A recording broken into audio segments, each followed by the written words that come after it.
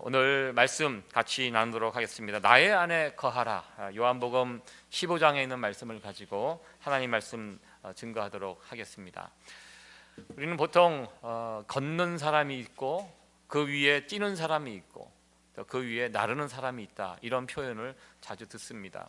실제로 걷는 사람이 있고 뛰는 사람이 있고 나르는 사람이 있고, 물론 그런 사람도 있지만 이 모습은 걷는 사람, 항상 우리가 살다 보면 더 뛰어나는 사람들이 있다는 것입니다. 우리보다 저 사람 정말 대단한 것 같은데 그 사람보다 더 대단한 사람이 또 있고요, 능력이 있는 사람이 있고, 그 사람을 봤는데 좀 지나고 보니까 그 사람보다 더 위대한 사람이 또 더 걷고 뛰고 나르는 이런 사람들이, 정말 고수들이 우리가 살고 있는 이 세상에는 참 많다는 것을 우리는 보게 됩니다. 요즘은 이 부분, 걷고 뛰고 나르는 사람 가운데 더 절정 고수의 사람들이 있다고 이야기합니다. 아시는 분은 아시겠지만 정말 고수의 사람은 누구냐? 나르는 사람에게 붙어가는 사람이 진짜 고수라고 이렇게 이야기합니다. 우스갯소리 같지만 정말 그런 것 같아요. 우리가 다 연약해요, 부족해요. 그래서 정말 뛰어나고 대단한 사람 옆에 묻어가는 거, 이게 우리가 인생을 살아가는 지혜가 아닌가, 이렇게 생각을 해보았습니다. 여러분들 앞뒤 좌우에 딱 이렇게 보시면서 내가 붙어야 될 사람은 누군가 한번 잘 살펴보시기 바랍니다.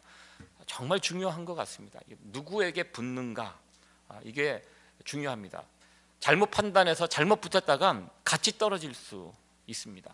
우리 대한민국의 역사를 보면 이것을 정말 잘 보여줍니다. 일본이 망하고 갑자기 망하고 우리 한국이 해방이 됐는데요, 아쉽게도 남과 북으로 갈라지게 되었습니다. 우리의 의지와는 상관없이 강대국의 그런 입김에 의해서 남과 북이 갈라졌고, 그것이 지금 70년이 넘게 이렇게 지내오고 있는데 참 안타까운 상황입니다. 그때 남쪽 북쪽 이렇게 나눠져서 있었는데요, 대한민국의 초대 대통령 이승만 대통령입니다. 이승만 대통령을 평가할 때 좋은 점도 있고 나쁜 점도 있고, 또 싫어하는 분도 있고 좋아하는 분도 있습니다. 뉴욕에 보니까 이승만 대통령 무슨 기념 사업회 같은 것들도 어느 교회를 중심으로 이렇게 진행되는 것을 본 적이 있습니다.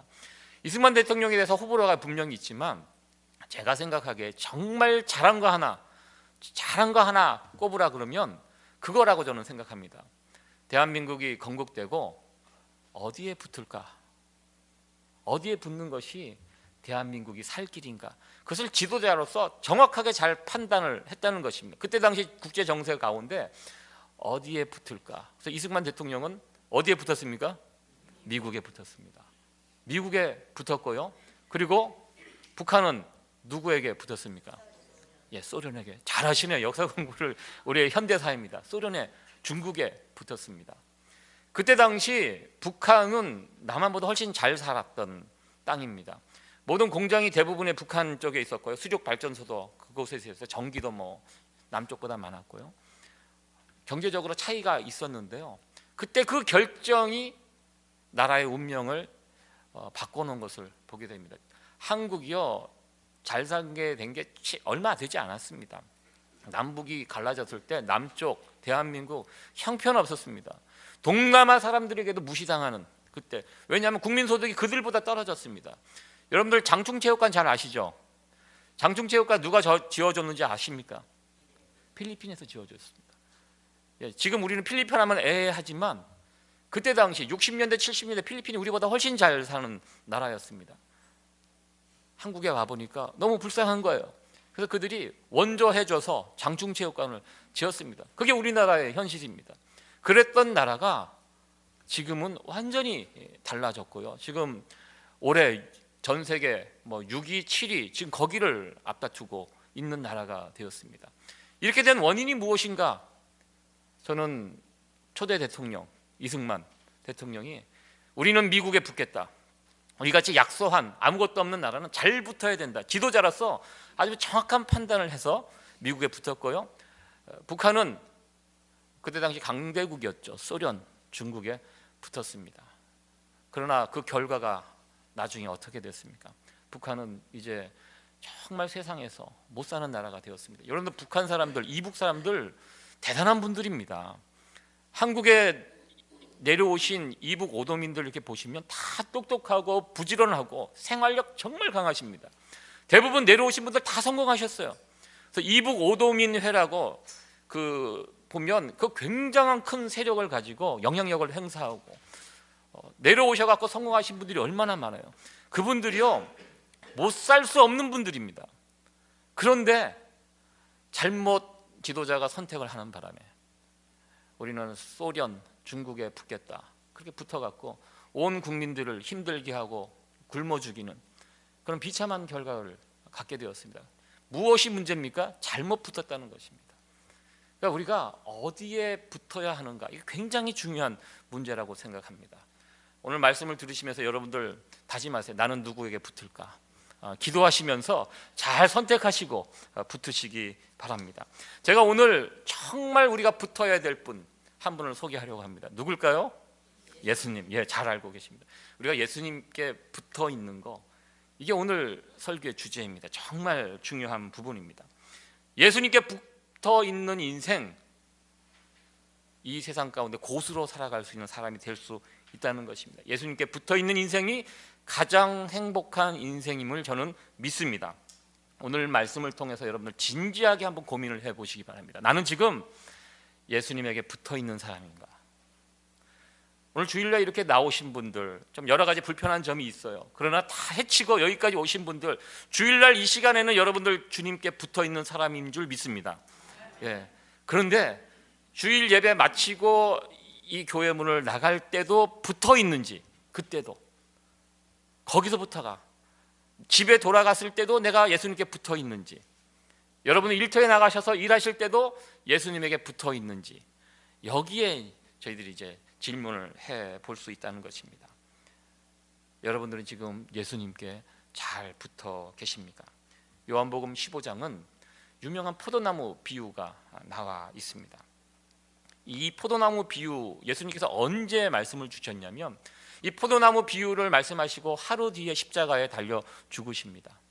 예수님께서 제자들과 마지막 만찬 모임을 갖고 겟세마네 동산으로 기도하러 이제 올라가십니다. 그리고 체포돼서 이제 십자가의 사건이 진행이 되는데요. 그 올라가는 도중에 길가에서 제자들에게 이 포도나무 비유의 말씀을 해 주셨습니다. 포도나무 예수님, 그리고 거기에 붙어 있는 가지가 우리들이다. 그리고 농부 하나님이다. 이렇게 말씀을 해 주셨는데 이 비유가 대단히 중요한 비유인 것을 보게 됩니다. 이 비유에서 여러 번 반복되는 표현이 있습니다. 성경에서는 무엇인가 중요한 부분이 있으면요 반복을 합니다. 2번, 3번 반복을 합니다. 요한복음 15장에서 가장 반복되는 표현이 있습니다. 한 15번 정도 11번 정도 반복이 되는 그 표현인데요. 예수님께 붙어 있다. 같은 표현으로 예수님 안에 거한다. 예수님 안에 거한다. 예수님께 붙어 있다. 붙어 있다. 이 표현이 11번 반복이 됩니다. 11번 반복된다는 것은 대단히 중요한 그런 개념이라는 것입니다. 제자들에게 우리 주님께서 마지막입니다. 말씀하십니다. 얘들아, 내게 꼭 붙어 있어. 신신당부하십니다. 좀 이따 또 말씀하십니다. 너희들 내 안에 거해. 내 안에서 살아. 내게 꼭 붙어 있어. 거듭거듭 우리 주님께서 말씀을 해 주셨습니다. 왜 우리가 예수님께 붙어 있어야 합니까? 이유가 무엇일까요? 예수님 포도나무 비유를 통해서 왜 붙어 있어야 되는지 말씀을 해 주셨습니다. 포도나무, 예수님, 우리는 가지입니다. 이 가지가 역할을 하려면 반드시 붙어 있어야 됩니다. 떨어져 있으면 아무런 역할을 하지 못합니다. 좀 비유를 드려서 좀 죄송한데요. 제가 아는 어느 이쪽에서 이민 생활 오래 하셨고 은퇴하신 어느 어르신을 만났는데요. 그분 이야기 가운데 처음에 이곳에 와서 전자회사에서 일을 하셨다, 공장에서 일을 하셨다고 합니다. 그분 컴퓨터를 전공하셔갖고 거기서 일을 하시다가 잘못하다가 손가락을 이렇게 잘라졌대요. 그래서 손가락이 딱 잘렸는데 온 공장이 스톱시키고 난리가 났대요. 그리고 헬기가 와서 실코가 그 잘라진 손가락을 아이스박스에, 그 옛날인데 그냥 80년대 70년대 그때쯤 아이스박스에 집어넣고 병원에 갔는데, 제가 그러면서 그 말씀을 하실 때 이렇게 손가락을 보니까 손가락이 멀쩡하세요. 그렇게 가서 거기서 이제 봉합 수술을 해갖고 딱 붙여놓은 거예요. 붙여놓으니까 어떻게 됩니까? 그 역할을 합니다. 제가 왜 이 이야기 들으면서 가슴이 뛰었냐면, 저희 외삼촌이 한 분 계세요. 저희 어머님이 10남매 장녀고 그 바로 밑에 외삼촌이 계신데요. 외삼촌께서 옛날에 시골에서 작두 하다가 손가락을 거기에 잘리셨어요. 한국은 손가락이 잘리면 그 시골에는 어떻게 하는지 아세요? 땅에다 파묻어요. 예. 그 옛날에는 예, 손가락에 막 튀니까 그 땅에다 파묻어. 그게 미신인지 뭔지 아마 그렇게 파묻고 평생을 손가락이 없이 그분이 사셨습니다. 그때는 물론 군대도 안 가셨어요. 근데 저희 누나 되는 저희 어머니께 그 옛날에 그 어렸을 때 젊었을 때 원망하고 떼부리고 그것 때문에 인생이 삐뚤어지고, 그래서 나중에 이제 장가 간 다음에 제 어렸을 때 기억이 나요. 그래서 저를 굉장히 잘해줘요. 엄마인데 그때 와서 우리 누이에게 와갖고 사과하고 뭐 그렇게 그랬던 기억이 나는데, 그 모습이 생각나요. 그때 어떻게든 붙여놨으면 참 좋았을 텐데. 떨어지니까 끝나는 거예요. 미국이 참 좋은 나라예요. 그러니까 그분 보니까 손가락에, 그분이 얘기를 하시더라고요. 손가락이 잘랐다 붙이면 길어진대요. 이게 서로 이게 뼈에서 인이 나와갖고 딱 붙이면 손가락이, 그 손가락이 특별히 길더라고요. 혹시 손가락이 짧아서 고민하시는 분은 참고하시기 바랍니다. 예. 중요한 거 붙어 있으라는 얘기입니다. 예수님께서 떨어지면 아무런 구실을 못하고 특별히 열매를 맺지 못한다. 예수님께 붙어 있는 사람에게 가장 큰 유익이 무엇이냐면 열매라는 것입니다. 열매, 붙어 있을 때만 열매를 맺을 수 있다. 이렇게 우리 주님께서는 포도나무 비유를 통해서 말씀을 하셨습니다. 제가 예수님께 붙어 있는 사람이 열매를 맺을 수 있다 이렇게 말씀을 드리면, 혹시 여러분들 가운데 그런 생각을 하실 수 있어요.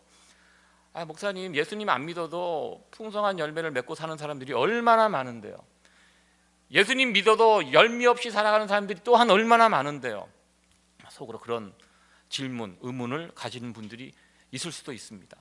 그런데요, 열매라고 해서 다 같은 열매가 아니라는 것입니다. 하나님이 기뻐하시는 열매가 있다는 것입니다. 하나님이 인정하시는 열매는 예수님께 연결되어서 열매 맺는 열매만이 하나님을 기쁘시게 해드리는 열매고, 하나님께서 인정하시는 열매라는 것입니다.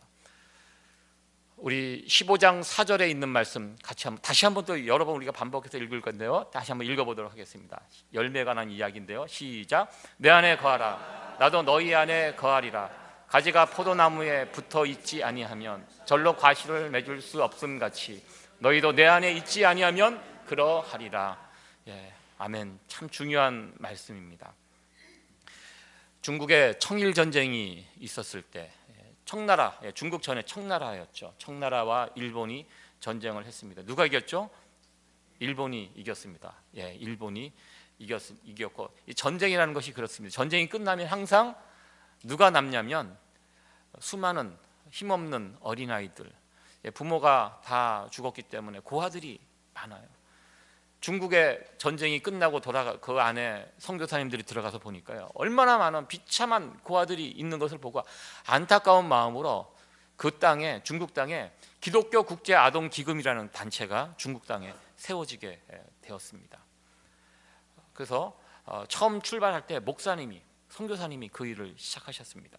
그런데요, 이 국제 아동, 지금은 국제 아동 기금이 되었습니다. 그 앞에 기독교 국제 아동 기금이었는데 원래 이름은, 그 앞에 기독교가 빠졌어요. 어느 순간부터 빠졌습니다. 여전히 활달하게 활동을 하고 있습니다. 그러나 중요한 것은 더 이상 이 단체는 기독교라는 이름을 사용하지 않아요. 그냥 국제 아동 기금으로 되어 있습니다. 포도나무이신 예수님에게 떨어진 단체가 되었습니다. 그에 반해서 이 컴패션이라는 단체, 잘 알고 있는 단체입니다. 이 컴패션이 처음 출발할 거 아마 여러분은 잘 아실 것입니다. 한국 전쟁 때 똑같습니다. 청일 전쟁 때 수많은 고아들, 그 땅에 있는 고아들을 돕기 위해서 기독교 국제 아동 기금이 이제 시작이 되었고요. 컴패션은 한국 전쟁 이후에 미국의 선교사님이 이곳에 오셔서 한국 땅을 보시고 정말 너무너무 불쌍한 이 고아들, 그들을 돕기 위해서 컴패션이란 단체가 생겼습니다. 지금까지 이제 이어오고 있는데요. 이 컴패션이 한참 막 진행되고 있을 때 어느 컨설팅 회사에서 그런 제안을 했다고 합니다. 이 컴패션이라는 이 단체가 지금보다 훨씬 더 부흥하기 위해서, 사람들에게 더 많이 알려지고 기금을 더 많이 모으기 위해서는 자기들이 컨설팅을 해보니까 무엇이 문제냐면, 이 컴패션에서 기독교 색채를 좀 빼내면 더 많은 사람들이 후원할 것이다. 예수님이라는 이름을 좀 빼십시오. 그러면 지금보다 2배, 3배 많은 열매를 거둘 수 있을 것입니다. 이렇게 제안을 했다고 합니다. 그 제안을 받고 컴패션에 있는 지도자들이 모였다고 합니다. 어떻게 할 것인가. 나중에 했던 이야기를 들어보니까요, 한 10초 정도 고민했다고 합니다. 그리고 그들이 결론을 내렸대요. 우리는 빼지 않을 것이다. 예수님 빼지 않을 것이고, 지금도 안 뺄 것이고, 앞으로도 영원히 빼지 않을 것이다. 우리가 아이들을 돕는 거 중요하지만 돕지만 예수 생명을 함께 전하겠다. 그들이 그런 결정을 내렸고요. 지금까지 이 컴패션은 그렇게 진행되고 있습니다. 혹시 그 결정 때문에 더 많은 기금이 모아지지는 못할 그런 일들이 있을 수 있습니다. 그러나 컴패션은 지금도 그냥 단지 어느 아이, 불쌍한 아이를 돕는 데서 멈추지 않고 그걸 통해서 예수 생명을 그들에게 계속 심고 있는 단체로 남아있는 것을 보게 됩니다. 아마 우리 가운데도 이 컴패션에 있는 어린아이들을 돕는 분들이 있을 것이라고 생각이 되는데요. 많은 그 단체가 있지만 그래도 기독교 예수 생명을 붙들고 여전히 활동하고 있는 단체가 좋은 단체가 아닌가, 이렇게 생각을 해보았습니다. 이 컴패션은요, 예수 원가지에서 떨어지지 않고 지금 계속 하나님께서 보시기에 참 좋은 아주 온전한 그런 단체가 아닌가, 이렇게 생각을 해봅니다. 미국도 마찬가지고요. 한국도 많은 대학들이 처음 출발할 때는 기독교 정신을 가지고 출발을 합니다. 미국의 하버드도 그렇고요. 미국의 웬만한 대학들을 다 목사님들을 세우고 기독교 어떤 교육을 바탕으로 시작된 학교들이었습니다. 그런데 세월이 흘러가면서 변합니다. 떨어집니다.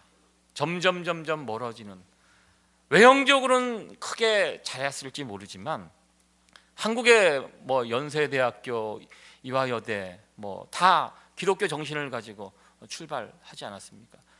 근데 그걸 계속 붙들고 있으면 일반적인 학생들이 잘 안 오니까 그런 문턱을 자꾸 점점 멀어지는, 점점 떨어지면서 나중에는 완전히 떨어져가는 이런 한국의 학교들, 미국의 학교들을 많이 보게 됩니다. 세상적인 눈으로 봤을 때는 많은 열매가 있는 것 같지만 하나님께서 기뻐하시는 열매는 아닐 것이라, 이렇게 저는 생각합니다. 제가 다녔던 대학도 기독교 대학이죠.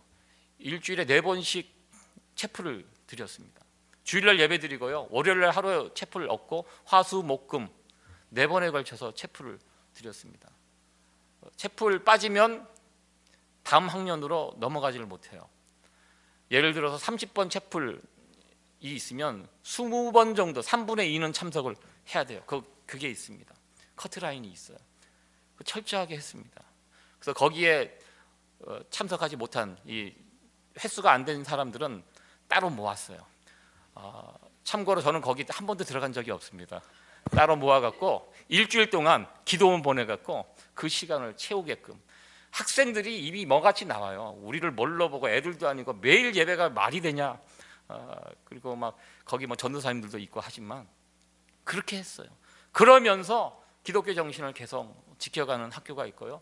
또 어떤 학교는 그런 부분들을 다 이제 놓기 시작합니다. 채플 의무사항이 아니도록, 그리고 일주일에 한 번만 참석할 수 있도록, 한 번만 참석해도 되도록 이런 식으로 계속 점점 약해져 가고 있는, 또 미국에도 그런 학교들이 있어요. 제가 다녔던 리버티라는 신학교도 굉장히 엄격한 학교였거든요. 근데 엄격한 기준을 가지고 있으니까 학생들이 많이 못 오니까 조금씩 낮추려는 시도가 있었습니다. 여학생들 치마 길이를 무릎 밑으로, 항상 거기는 밑으로 이렇게 하고, 이 학교에서 입고 다니는 옷도 이 카라가 있어야 돼. 이렇게 라운드 티 입고 다니면 불러요. 저도 몇 번 잡혔는데 굉장히 기분 나빠요. 저보다 어린 형을 붙잡고 이거 옷이 복장이 그 복장이 규정이 있어요. 근데 어느 순간부터 그 복장 규정을 이렇게 낮춘다. 왜? 더 많은 학생들을 모으기 위해서. 그런 움직임이 있는 것. 각 미국에 있는 기독교 학교들이 그런 고민을 하고 있는 것을 보게 됩니다. 물론 그렇게 하면 세상적으로 보면 열매를 이렇게 풍성한 열매를 만날 수 있겠지만 하나님 보시기에 하나님이 기뻐하시는 열매는 아니라는 것입니다. 우리가 예수님께 붙어 있을 때 맺는 열매가 있습니다. 그 열매만이 하나님께서 기뻐하시고 인정하는 열매라는 것입니다. 저와 여러분들 예수님께 언제나 꼭 붙어 있어서 우리 하나님께서 기뻐하시는 풍성한 열매를 맺을 수 있는 우리 모두가 되어지기를 간절히 소원합니다. 네, 우리가 예수님께 붙어 있을 때 어떤 유익이 있는가? 두 번째는 기도 응답에 관한 은혜입니다. 기도 응답. 우리 7절 말씀인데요. 7절 말씀 같이 한번 읽어보도록 하겠습니다. 시작. 너희 안에 내 안에 거하고 내 말이 너희 안에 거하면 무엇이든지 원하는 대로 구하라. 그리하면 이루리라. 참 우리가 좋아하는 구절입니다. 무엇이든지 원하는 대로 구하라. 그리하면 이루리라. 정말 좋은 말씀이죠. 근데 아마 이 성경 구절을 읽으면서 여러분들 마음속에는 그런 질문이 있을 것 같아요. 구했는데 안 되는데요. 무엇이든지 원하는 대로 구하라고 분명히 되어 있는데 자기에게는 이것이 일어나지 않고 있다. 이게 그렇게 과히 딱 맞는 말씀은 아닌 것 같다. 이렇게 생각하실 수도 있을 것 같습니다. 그러나 무엇이든지 원하는 대로 구하라. 이 앞에 조건이 있다는 거. 조건이 무엇입니까? 너희가 내 안에 거하고 내 말이 너희 안에 거하면 예수님하고 붙어 있어야 된다는 얘기입니다. 예수님 안에 거할 때 드리는 기도, 그 기도를 하나님께서 응답해 주신다는 것입니다. 예수님하고 붙어 있으면 예수님 안에 거하는 사람은요, 기도를 할 때 어떻게 합니까? 자기 욕심대로 기도하지 못합니다. 우리 주님이 무엇을 기뻐하시는지를 알아요. 하나님께서 무엇을 원하시는지를 정확히 알아요. 그래서 그 기도를 합니다. 내 욕심을 구하기 위해서, 내가 하고 싶은 것을 막 얻기 위해서 막 기도하는 것이 아니라 예수님하고 붙어 있기 때문에 예수님의 마음을 알아요. 그래서 그것을 놓고 기도합니다. 예수님이 기뻐하시는 거, 우리 주님이 기뻐하시는 거, 그 기도하니까 하나님께서 들어주신다, 이 말씀입니다. 그래서 예수님께 여러분께서도 날마다 붙어 있으므로 우리의 기도가 응답되는 그런 귀한 복을 누릴 수 있는 우리 모두가 되어지기를 간절히 소원합니다. 세 번째로 예수님께 붙어 있을 때 우리는 하나님 앞에 영광을 돌리는 삶을 살 수 있게 됩니다. 우리 8절 말씀 다시 한번 읽어보도록 하겠습니다. 너희가 과실을 많이 맺으면 내 아버지께서 영광을 받으실 것이요 너희가 내 제자가 되리라. 아멘.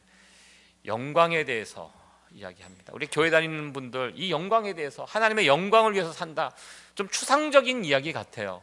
제가 언젠가 한번 이 영광을 위해서 산다는 것이 무엇인지 구체적으로 말씀을 한번 드리고 싶은 시간이 있을 텐데요. 오늘은 그냥 이 부분을 그냥 슬쩍 넘어가도록 하겠습니다. 영광, 하나님께 영광이 된다는 것이 무엇인가? 소요리 문답 첫 번째 문항, 인간의 최고의 목적은 무엇입니까? 하나님을 영화롭게 하는 것, 하나님으로 기뻐하며 살아가는 것. 이것이 아주 제일 중요한 첫 번째 첫 질문과 대답입니다. 인간의 최고의 목적, 하나님 앞에 하나님에게 영광을 돌리는 삶을 사는 것, 이것이 인간의 최고의 목적. 그런 목적으로 우리를 만드셨다는 것입니다. 우리가 지금 보면 시계가 저렇게 있습니다. 시계의 목적이 무엇입니까? 정확한 시간을 알려주는 것이 시계입니다. 저도 시계를 지금 차고 있는데요, 시계가 아무리 좋고 멋있고 비싸도 시간이 안 맞으면 버립니다. 그걸 누가 차고 다니겠습니까? 맞지 않는 시간, 그걸 차고 다닐 사람이 누가 있겠습니까? 아무리 좋은 자동차, 비싼 자동차가 있어도 굴러가지 않으면 그 차 여러분들 타시겠습니까? 못 탑니다. 안 탑니다. 버립니다. 자동차는 굴러가는 목적, 그것이 있어야지만 사용하고요. 시계도 마찬가지. 사람의 목적이 무엇입니까? 만드신 목적, 이유가 무엇입니까? 하나님께 영광을 돌리게 하기 위해서 우리를 창조하셨다, 이렇게 말씀을 우리 주님께서 하고 계십니다. 우리가 예수님에게 붙어있는 인생을 살 때 열매가 맺혀지게 되고요, 그 열매를 통해서 하나님 앞에 영광을 올려드리게 된다는 것입니다. 예수님께 언제나 붙어 있어서 우리의 모습을 통하여 하나님 앞에 영광을 올려드리며 살아갈 수 있는 저와 여러분들 되어지기를 간절히 축원합니다. 네 번째로, 우리가 예수님께 붙어 있으면 사랑이 충만한 사람이 된다는 것입니다. 여러분들, 우리가 흔히들 기독교를 사랑의 종교라고 이렇게 이야기합니다. 사랑의 종교, 9절 10절 이 사랑에 관해서 이야기하는데요, 여러분들, 그렇다면 나는 사랑이 많은 사람인가, 한번, 기독교를 사랑의 종교라고 하는데 그렇다면 나는 사랑이 정말 많은 사람인가 한번 돌아보시기 바랍니다. 이 사랑이라는 거, 어떤 분은 뭐라 그럴까, 성격, 체질적으로 정이 많은 분들이 있어요. 사랑이 많은 분이 있고요. 또 어떤 분은 무뚝뚝한 분이 있어요. 웬만하면 그런 표현하지 않고, 뭐 잘 눈물도 나지 않고 사랑하는 마음도 잘 안 생기는 것 같고, 인간적으로 보면 그럴 수 있습니다. 그러나 이 여기서 말하는 사랑은요, 어떤 사랑이냐면 예수님과 연결됐을 때, 예수님께 접붙여 있을 때, 예수님 안에 살아갈 때 흘러나오는 사랑이라는 것입니다. 우리 인간의 사랑은요, 항상 조건적이에요. 누가 나를 사랑해 주면 내가 사랑을 해요. 나를 미워하면 나는 더 미워하죠. 이게 우리가 가지고 있는 기본 컨셉입니다. 조건적이에요. 내 기분에 따라서 사랑이 왔다 갔다 해요. 그러나 예수님과 접붙여 있는 사랑은 무슨 사랑이냐면, 그냥 예수님과 연결이 되어 있기 때문에 예수님의 사랑이 나에게 흘러 들어와서 이 사랑이 나를 통해서 누군가에 흘러가는, 이 사랑이 여기서 말하는 사랑입니다. 그러니까 예수님과 떨어져 있으면 이 사랑을 할 수가 없어요. 붙어 있어야 돼요. 예수님부터 공급이 되기 때문에. 그러니까요, 교회가 사랑이 넘치기 위해서는 무엇이 필요하냐면 은혜를 받아야 돼요. 예수님으로부터 은혜를 받아야지 이 사랑이 흘러가요. 제가 그런 경험을 해봅니다. 중고등부 아이들 데리고 사역을 하다가 가끔 수련회를 1년에 이렇게 가보면, 수련회 가서 3박 4일 동안 아이들이 은혜 충만하게 받으면요, 아이들이 사랑하는 아이들이 돼요. 서로 일주일에 한 번 이렇게 만나갖고 1시간 이렇게 보고 왔다 가면 그 안에서 아이들 싸우기도 하고 삐지기도 하고 막 똑같아요, 모습이. 그런데요, 어디 기도원 같은 데 가서 3박 4일 은혜로 달구어지면 애들이 은혜를 받으니까요, 서로 사랑하고 위하고 막 서로를 울면서 기도해주고, 아이들이 은혜 충만하면 사랑하는구나, 그것을 제가 볼 수 있었습니다. 우리 어른들도 전 마찬가지라고 저는 생각해요. 성도들이 혹시 막 어느 교회가 이렇게 막 분쟁이 있고 싸운다, 저는 그 이유가 무엇인가, 주일날 말씀을 통해서 은혜를 못 받아서 그렇다, 결국 담임 목사님 책임이다, 저는 그렇게 생각합니다. 그게 맞고요. 교회 와서 하나님의 은혜를 체험하면 사람들이 싸울 수가 없어요. 은혜 받으면 사랑하게 되어 있습니다. 예수님에게 붙어 있으면 사랑할 수밖에 없다는 것입니다. 저와 여러분들, 우리가 무엇을 통해서 사랑을 할 수 있을까? 예수님께 붙어 있는 게 급선무입니다. 붙어 있으면 그 사랑이 나를 통해서 흘러나오게 된다는 것입니다. 예수님과 언제나 붙어 있음으로 말미암아 우리 가운데 이 사랑이 충만해져 갈 수 있기를 간절히 축원합니다. 네. 마지막으로 5번째, 우리가 예수님에게 붙어 있을 때 누릴 수 있는 복, 기쁨이 충만해진다는 것입니다. 우리 11절 말씀 같이 한번 읽어보도록 하겠습니다. 시작. 내가 이것을 너에게 이름은 내 기쁨이 너희 안에 있어 너희 기쁨을 충만하게 하려 함이라. 아멘. 우리 예수님은요, 기쁨의 근원이 되신다고 말씀하십니다. 근원이 된다. 참 그 부분이 중요한 것 같아요. 근원과 연결돼 있으면, 근원은 샘솟는 거예요. 예수님 생각만 하면 막 기쁨이 막 우리 가운데 솟아나게 됩니다. 사실 우리가 기뻐할 일들이 뭐가 있겠습니까? 주변을 돌아보면 기뻐할 일보다는 힘들고 슬프고 괴로워할 일들이 더 많을 것입니다. 그래요. 가끔 그러다 기뻐할 일 한두 가지 일이 있고 한 10가지 중에 8가지는 우리를 힘들게 하고 괴롭히고 그런 일들이 많아요. 한 2가지 정도, 어떤 분은 1가지, 어쩔 때는 하나도 없을 때도 있습니다. 기쁨을 누릴 일이 그렇게 많지 않아요. 제가 최근에 어느 선배 목사님을 만나는데요. 그 만날 때마다 그 목사님이 결혼한 아들 그 가정에서 이제 딸을 얻었나 봐요. 손녀죠. 그냥 손녀 이야기, 어떻게든 주제를 손녀 얘기로 이렇게 옮겨가서 스마트폰에 있는 자기 손녀 사진을 이제 보여줘요. 이쁘냐고. 애들은 다 이쁘죠. 다 이뻐요. 근데 제가 보기에는 뭐 그냥 남이 애니까 뭐 그렇게 감흥이 그렇게 뭐 많지 않거든요. 그러니까 선배 목사님이니까 너무 이쁘다고 막 좋겠다고 이제 그렇게 이야기하는데, 이분은 손녀 이야기만 나면은 너무 좋아하세요.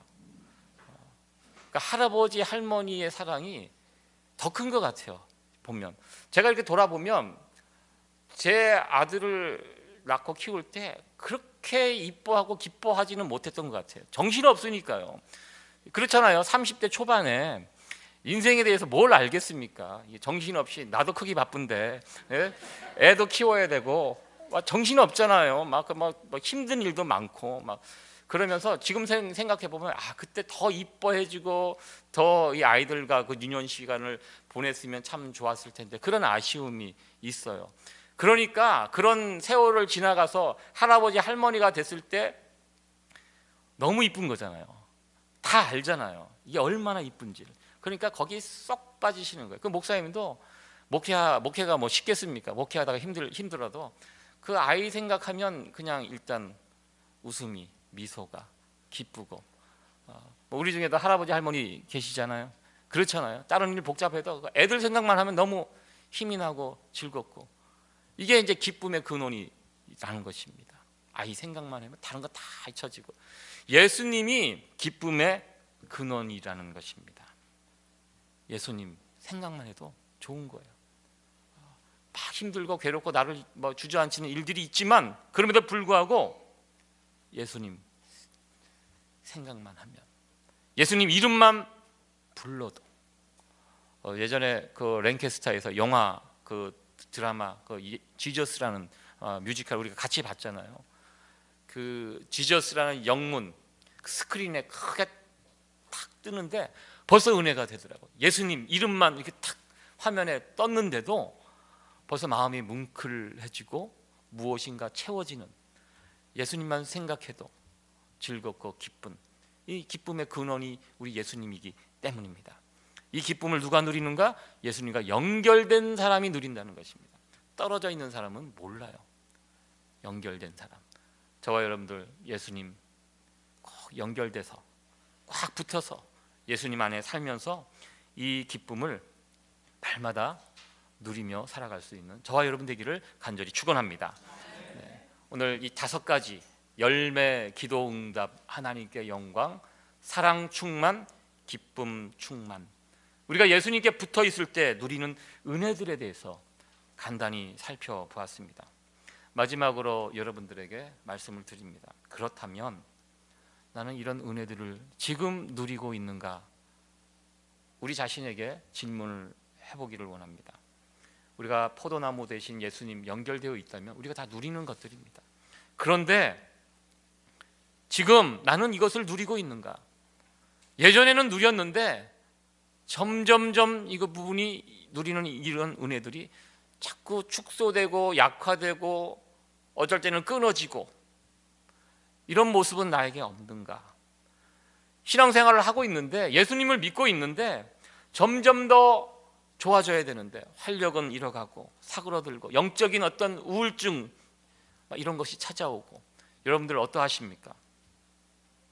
오늘 이 말씀을 통해서 우리 자신들을 진단해 봤으면 좋겠습니다. 요한복음 15장은요 그런 의미에서 대단히 중요한 본문입니다. 우리가 성경을 통해서 여러 중요한 구절들이 있어요. 마태복음 11장 28절 말씀 대단히 중요한 말씀인데요. 이 말씀 같이 한번 읽어보도록 하겠습니다. 시작. 수고하고 무거운 짐진 자들아 다 내게로 오라. 내가 너희를 쉬게 하리라. 저희 잘못 중간에 대해서 다 내게로 오라. 내가 너희를 쉬게 하리라. 이 말씀 마태복음 11장 28절 말씀입니다. 빌리 그레이엄 목사님께서 전도 집회할 때 마지막으로 모여있는 군중들에게 던지는 하나님의 말씀입니다. 이 말씀을 하면 그곳에 모여있는 수많은 사람들이 일어나요. 그리고 이 말씀대로 앞으로 나와요. 예수님 만나고 싶습니다. 예수님의 이 음성을 듣고 앞에 나옵니다. 그래서 예수님을 영접하고, 이제 빌리 그레이엄 목사님의 전도 집회 특징입니다. 마태복음 11장 28절 말씀에 순종하며 나오는 사람들 그 자리에 있고요. 우리 모두도 이 말씀에 순종하고 지금 이 자리에 나오신 것입니다. 이 말씀에 순종하지 않으면 이 자리에 있을 수가 없습니다. 다 내게로 오라. 이 말씀에 여러분들 순종하고 이 자리에 참석하셨는데요. 그러나 여기에서 예수님 앞에 나가는 것으로 끝나면 안 된다는 것입니다. 하나의 더 순종이 있어요. 우리는 예수님에게 두 가지 순종을 하셔야 돼요. 나에게 오라 가고요. 그 다음에 우리 해야 될 거, 또 다른 순종이 요한복음 15장 4절 말씀이라는 거예요. 굉장히 중요한 말씀입니다. 다시 한번 읽어보도록 하겠습니다. 시작. 내 안에 거하라. 나도 너희 안에 거하리라. 가지가 포도나무에 붙어있지 아니하면 절로 가시를 맺을 수 없음 같이 너희도 내 안에 있지 아니하면 그러하리라. 아멘. 여러분들 이 말씀을 여러분들 가슴에 새기시기 바랍니다. 이 말씀에 순종하셔야 됩니다. 우린 두 가지 순종을 하셔야 돼요. 예수님께서 나에게 오라 가고요. 그리고 이 말 내 안에 거하라. 예수님 안에 거하여야 됩니다. 오늘 이 자리에 오신 분들 마태복음 11장 28절 말씀에 순종하셨지만 이 요한복음 15장 4절 말씀에는 순종하였는가? 이 부분을 깊이 묵상했으면 좋겠습니다. 나는 왜 예수님을 통한 이 풍성한 삶을 체험하지 못하고 생생한 이 은혜를 누리고 있지 못할까? 왜 점점 예수 믿는 것이 부담스러워지고 힘겨워지고, 이유가 무엇일까? 오늘 이 말씀에 의하면 우리가 예수님께 꽉 붙어 있지 않기 때문이라는 것입니다. 포도나무 대신 예수님, 그 예수님께 항상 붙어 있기를 간절히 축원합니다. 이렇게 교회에 오셔서, 지금 여러분들 잘 붙어 계세요. 교회 오셔서 여기 딱 붙어 있는 거, 여기에서 머무르는 것이 아니라 이제 끝나면 뭐 한두 시간 밥 먹고 나가시겠죠. 나가시면서도 붙어 계셔야 됩니다. 집에 가셔도 그 자리에서도 예수님 붙어 계셔야 돼요. 직장에 가셔서도 붙어 계셔야 돼요. 계속 생각하세요. 잠시라도 떨어지면 난 죽는다. 왜 나에게 자꾸 이게 신앙생활, 이 풍성한 삶을 약속하셨는데 왜 나에게는 이 풍성한 은혜와 삶이 못 느껴지는가? 우리가 자꾸 떨어지기 때문입니다. 자꾸 떨어져요. 요즘 스마트폰 얼마나 성능이 좋아요. 어디에서나 인터넷 다 하잖아요. 어디에서나. 제가 가지고 있는 스마트폰 아이폰 제가 쓰고 있고요. 집에 가면 아이패드라는 것이 있습니다. 아이패드는 밖에 나가면 될까요, 안 될까요? 되는 것도, 성능 좋은 거는 비싼 건 됩니다. 제가 이건 싼 거예요. 밖에 나가면 안 돼요. 와이파이가 되는 곳에 연결을 시켜야지 돼요. 집에서는 물론 되죠. 와이파이로 연결했기 때문에 아이패드 큰 걸로 그걸로 보고 인터넷이 연결이 되는데요. 근데 아이패드는 일반 길거리에 가져가서는 안 돼요. 저희 집사람이 예전에 그런 질문을 하더라고요. 이게 집에서는 되는데 왜 밖에서 안 되냐고 막 화를 내고, 그래서 제가 설명을 이렇게 해줬는데 가만히 보니까 이해를 못하는 것 같더라고요. 집에서는 됐는데 밖에서는 안 된다는 거예요. 우리가 하나님, 예수님과 붙어 있는 것이 꼭 그런 경우가 있다는 거죠. 교회에서는 붙어 있는데 밖에 나가면 이게 안 돼요. 접속이 안 돼요. 그러면 그만큼 여러분 손해라는 것입니다. 그래서 예수님께서 제자들에게 신신당부한 거예요. 십자가 지고 예수님 떠나시는, 너희들 내 안에 내게 꼭 붙어 있어. 11번에 걸쳐서, 여러분들 짧은 구절에 11번 반복하셨다는, 그만큼 중요하다는, 우리 신앙생활의 생명이 여기 있다는 것입니다. 붙어 있어라. 내 안에 있어라. 저와 여러분들 그런 삶을 살아가기를 소원합니다. 항상 예수님 떨어지지 않고 붙어 있고, 어떻게 하면 붙어 있는가, 이 부분에 관해서는 제가 다음번 이 요한복음의 15장의 설교는 한 번으로 다 할 수가 없겠더라고요. 중요한 부분이기 때문에 다시 제가 기회가 되는 대로 2번, 3번 이렇게 말씀드리도록 하겠습니다. 오늘은 우리가 누구에게 붙어야 하는가? 모든 인생들은 누군가에 붙어서 살고 있습니다. 정말 붙어야 될 분, 예수님. 그 예수님에게 꼭 붙어서 예수님으로부터는 이 풍성한 생명 삶을 누리면서 살아갈 수 있는 우리 모두가 되어지기를 간절히 축원합니다. 네, 기도하시겠습니다.